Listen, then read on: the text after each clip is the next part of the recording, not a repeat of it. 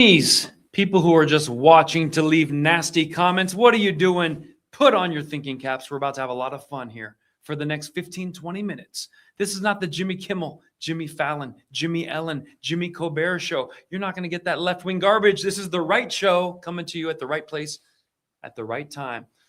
I am about to head to Sarasota, Florida. Never heard of it?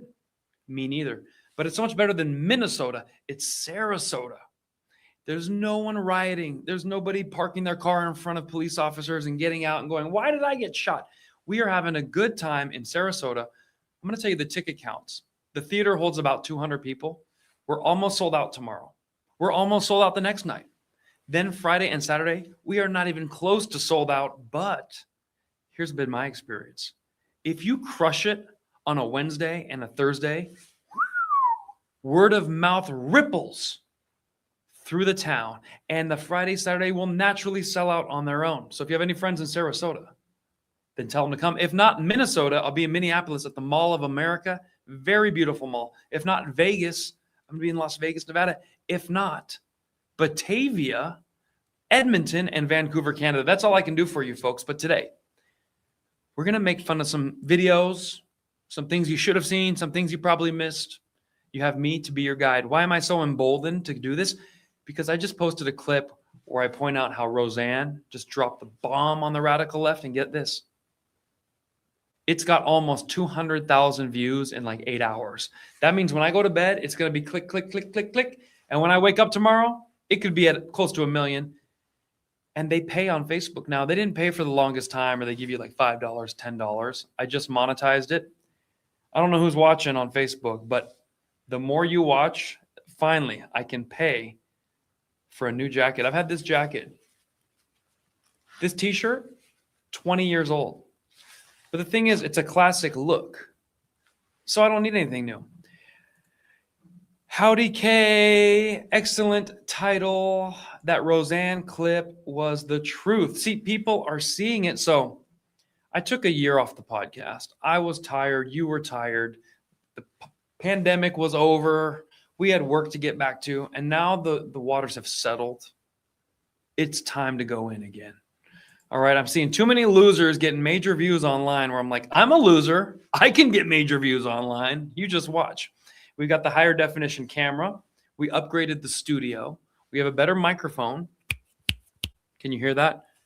My ASMR people, do you like what you hear? Yeah. All right. You tell me.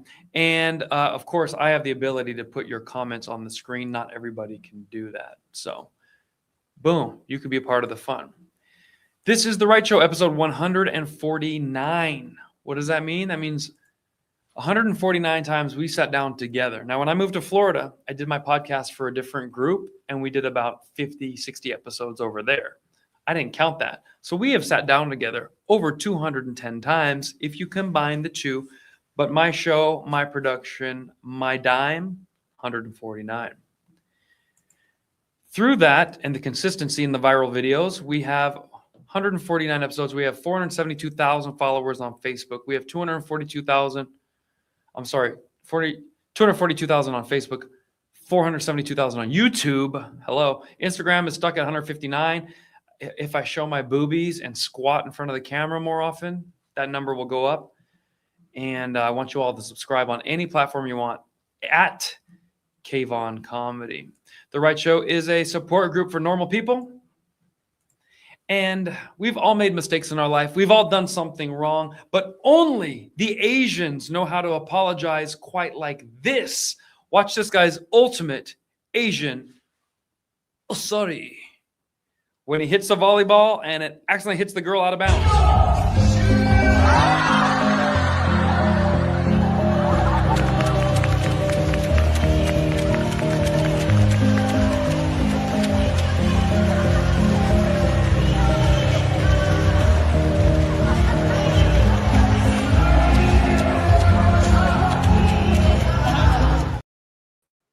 That's how you apologize. Larry David had a situation on Curb Your Enthusiasm where this guy had made a mistake and he bowed like this, sorry. And then Larry went to the supermarket and somebody hit the other guy's toe with the shopping cart or something. He goes, so sorry. And he goes, excuse me, I couldn't help but notice your bow was like a 90-degree. Yes, I was very sorry. He goes, but the 90-degree bow, is that popular? Oh, the only way to show you're truly sorry, deep bow. He goes, really? I got a bow recently. It was kind of one of these. He goes, that much? That's not good bow. It would have been better to get no bow than that bow. And I was laughing so hard. It would have, the Asian guy did such a good job. It's an improv comedy series, but the lines are not written out. The scenarios are written out, and then they can play however they want. Dream would be to get on that show. I just love what they do, but no bow would have been better than that bow. I thought that was so funny. So anyways, I'll let you watch it one more time, but that is how you bow, ladies and gentlemen, when you actually made a mistake and you actually feel bad.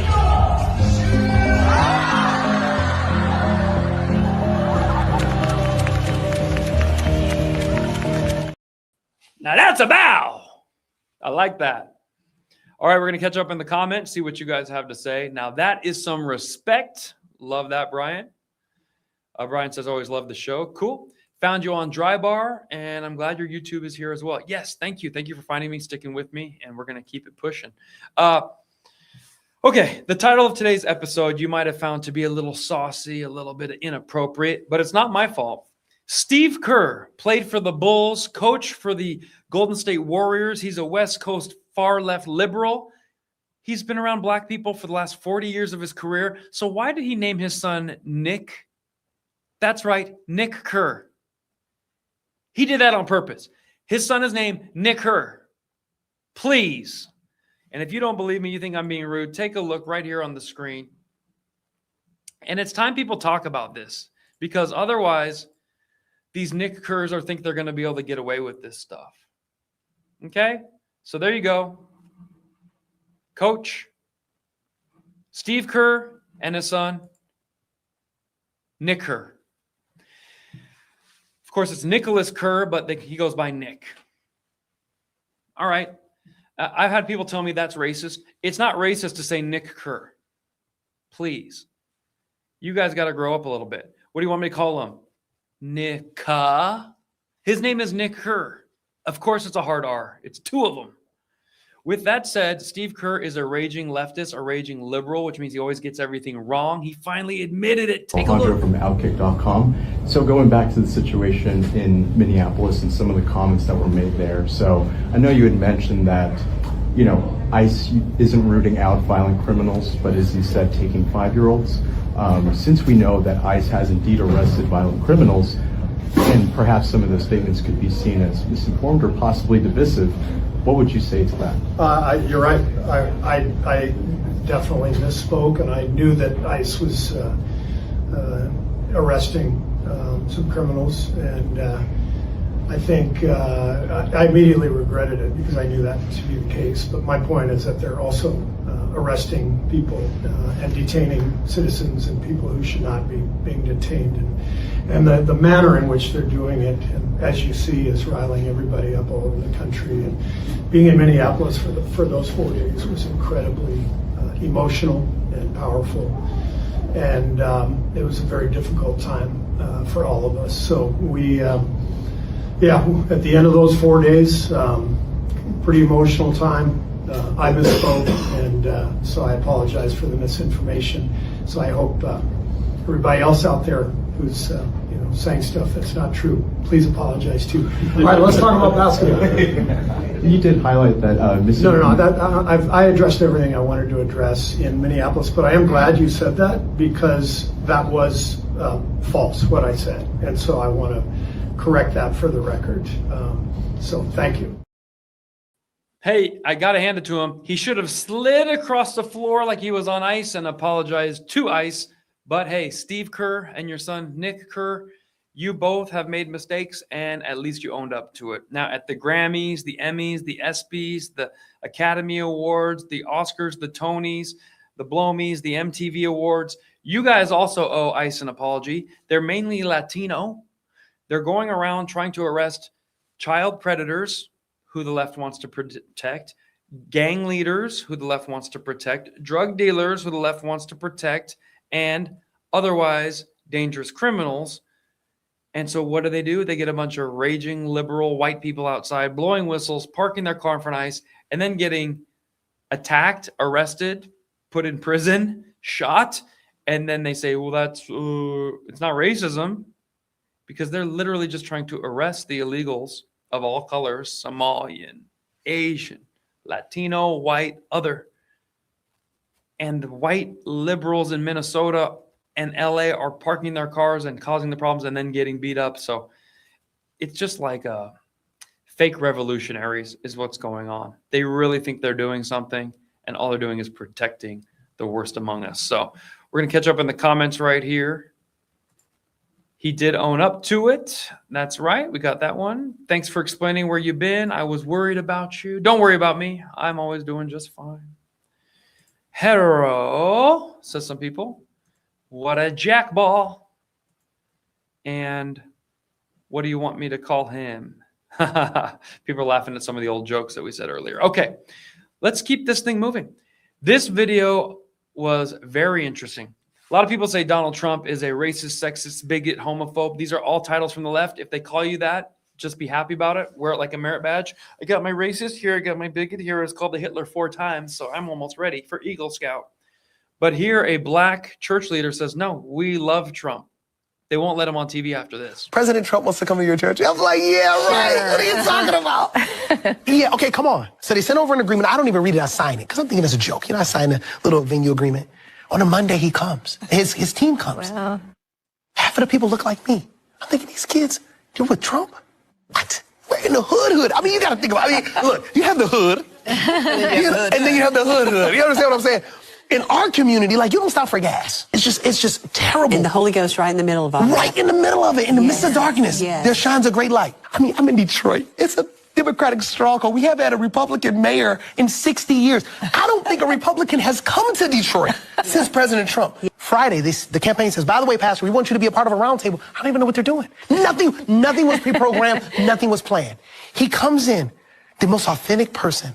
Because in my community, when older white men get around black people from my community, because it's so polarized, not like the South, to President Trump, he wanted to be around black people, and black people, they could tell, they know that. And he wasn't socially awkward. Then he says, will you pray for me? People were yelling his name. So I'm a preacher. I'm in my church. I'm sitting there. They're chanting Trump. I said, hold on for a second, guys. We don't even chant Jesus like that. We gotta be careful around here. They're chanting his name. They literally sang happy birthday to him. It was unreal. I thought maybe there would have been a couple black people there. We have about 400 people there. Our church sits about 600. We have 400 people there. 70% were black. The media, the lying media, I never thought the media would lie. They said it was nothing but all white people there. They just lied. It was crazy. He said, Pastor, why don't you pray for me? And I just prayed for him. Pray for protection. He prayed for protection. What a great story. What a fantastic revelation. But I got to tell you, Pastor, you never thought the media would lie to you. If you're older than 25 years old, you got to know they're lying. This is what this channel is all about. We expose the lies that the media tells each and every week, whether they're calling people, if you make fun of Don Lemon, it's because you're racist and you're anti-gay. But if they make fun of Nicki Minaj, it's because she's a sellout and Uncle Tom. Hello. So, they're allowed to make fun of the blacks. They're allowed to make fun of orange skin, body shame. Trump is fat. Trump is this. Trump is ugly. Look at his face. Look at his hair. But if you say, look at Cynthia Ondongo's hair, who's the girl from someone put her name in the comments. Cynthia Oyoyo from Nigeria, whatever, with the nose rings, and she's always petting Ariana Grande, like, oh, darling, oh. And that's what they do. And if you make fun of her, then that's racist. That's sexist. If you make fun of Ilhan Omar wearing a diaper on her head, that's anti-diaper head. It doesn't make sense. They want it to be, you don't make fun of our sacred cows, and we mock you whenever the heck we want. And my comedy is, no, I believe you're equal, and it's not punching down. It's punching up and straight across, and we're going to mock you leftists. We're going to mock Ilhan Omar. We're going to mock Ariana Presley for having a bald head. I mean, the group of Democrat women look like James Bond villains from one movie to the next. You could see I'm the black bald woman Come with me, James. I'm going to tie you up and torture you. And then if you don't come here, I'm going to take you and kill you. Every one of those different accents. James Bond goes down to Puerto Rico. Then who would be down there? AOC with the booty. So that's just what's going on there. Now, we had a robber who smashed and grabbed at a jewelry store, was caught, went to turn himself in, and the cops popped him one extra time. Some people said, oh, leave him alone. You can hear the innocent bystander, leave him alone. You didn't have to hit him. Do you see how dangerous this guy was? If he never gets popped, he'll do it again.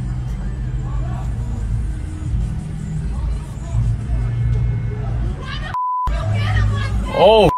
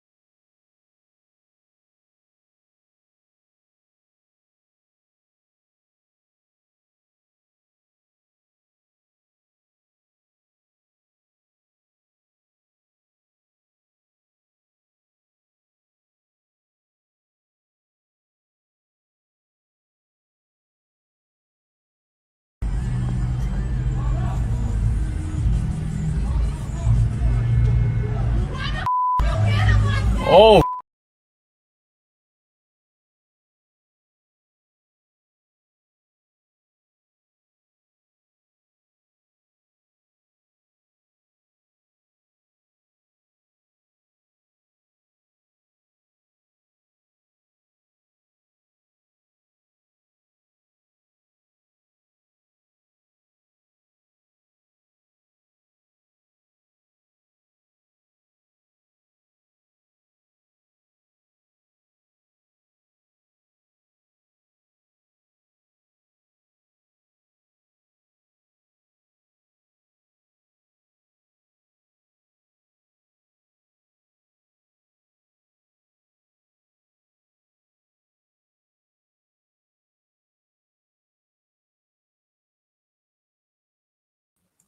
All right, we got the mic check, mic check. Mic check, 1, 2, mic check. Tell me if we're back. I had a little technical problems. All right, it is now time to show you a video where you got to be careful. You've seen those videos where the guy's on the bottom of the screen pointing out what's happening. This guy learned his lesson. Take a look right here and watch yourself. Here we go. Look at this video. Look at this video. This is what's wrong with America right here. We got a pregnant woman having a change in AC filter by herself. No husband in sight. No, she probably doesn't even know who the dad of the baby is. This is the problem. These women in America are just having these babies. They're not staying with the dads. The dads aren't sticking around. They're picking these low life, deadbeat dads. Nobody around to help them. Just having to do all this herself. And she's just gonna get bigger. She's gonna get bigger and bigger, more and more pregnant. I love that. And as a comedian, I'm jealous I didn't think of that first. There's so many of those videos where these guys in the corner of the screen and they're pointing at the screen and you think it's superimposed. This guy was in the same room. His wife heard all that stuff. Made me laugh. I hope you liked it too. That was great. Look at the smiling faces. That's what we do on this show. If we get too serious, we cry. But if we stick together, we tune in each and every week to The Right Show. I'll show you some videos you might have missed. We'll share some laughs, and then I'll see you on tour. I want to tell you my upcoming tour dates. I'm going to be in Sarasota, then Minnesota, Las Vegas, Vancouver, Edmonton, and Batavia. I'm going to add a bunch more dates, but if you have a private event coming up, you have a charity event, you You go to the local Elks Lodge. Maybe you have a church event coming up. I'll do a PG-13 comedy show for you because honestly, sometimes doing those private events are a lot more rewarding than doing 6 nights. It's a grind in a town. I just fly in some of these shows. I got one coming up for the 4-H club. You know 4-H? I think it's Home, Heart, Health, and Hands. 4-H. They help raise animals and all this stuff. They're doing a fundraiser comedy night. Then I got a church gig doing one for the Catholic Church. I got another one that's coming up for the 55 and older community in Sun City. And people go, oh, really? It pays more than the comedy clubs, guys. And it's one and done. And they're so appreciative. And they don't protest. I mean, 55 and older are going to protest. They've seen wars.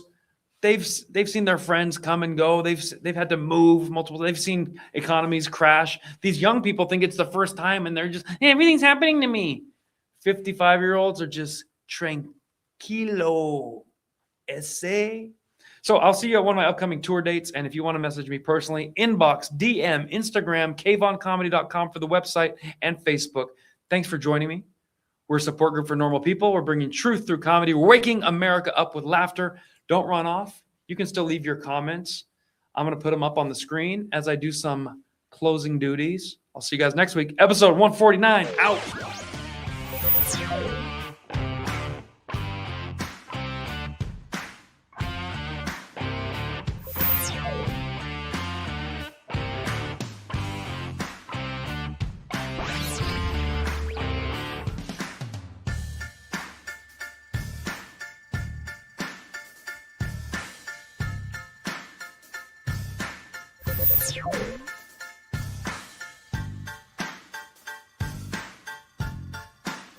You